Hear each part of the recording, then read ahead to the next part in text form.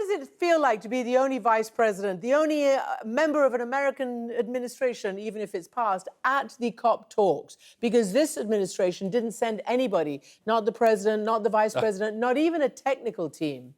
What is it like being there without the full heft of the United States? Well, it's disappointing, of course, that the present administration has turned its back on the climate crisis.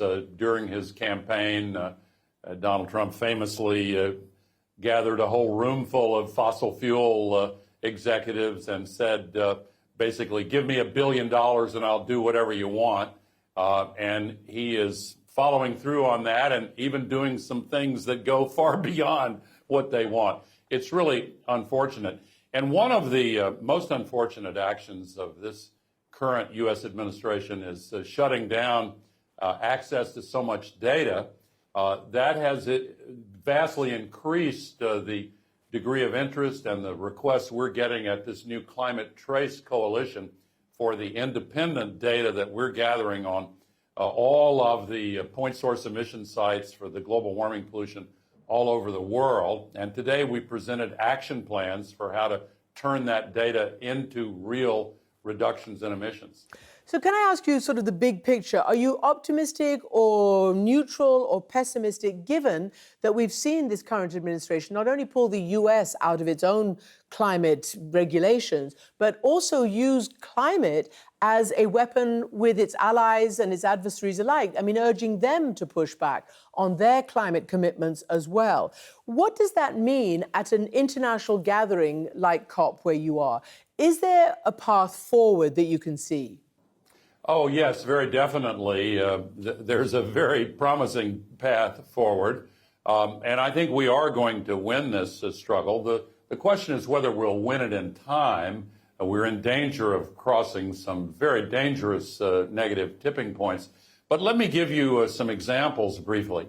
You know, some people are surprised when you ask the question, how much of all the new electricity generation installed everywhere in the world last year, how much of it was renewable, solar and wind?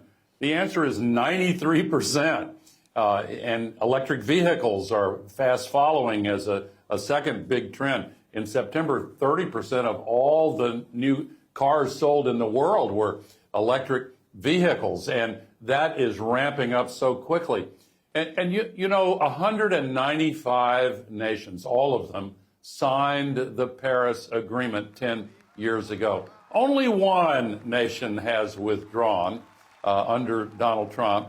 He did it before. The last time he withdrew from the Paris Agreement, following that, solar doubled in the U.S., electric vehicles doubled in the U.S., climate finance increased dramatically.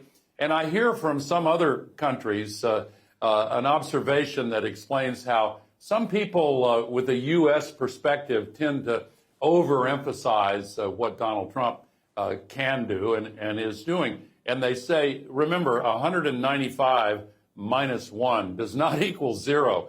And we're seeing a lot of other countries stepping up. The momentum for change is still building very, very powerfully. It's like there's a big wheel turning in the right direction with some little wheels turning in the wrong direction inside it. But even they are being moved toward this sustainability revolution, which has the magnitude of the industrial revolution, coupled with the speed of the digital revolution. So it is inevitable that we're going to make this change, but we need to accelerate the pace in order to minimize the huge dangers that we're encountering as we continue to put 175 million tons of global warming pollution into the sky, using it as an open sewer. The accumulated amount there now traps as much extra heat as would be released by 750,000 first-generation Hiroshima-class atomic bombs exploding every 24 hours on the Earth. It's insane for us to